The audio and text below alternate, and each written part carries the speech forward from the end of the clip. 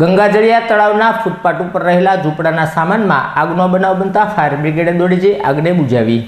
ગંગાજળિયા તળાવની ફૂટપાથ ઉપર રહેલા ઝૂંપડાના એક કબાટમાં આગ લાગવાનો બનાવ બન્યો હતો, જેની જાણ ફાયર બ્રિગેડને કરવામાં આવતા ફાયર બ્રિગેડે દોડી જઈ પાણીનો છંટકાવ કરી આગને બુઝાવી હતી।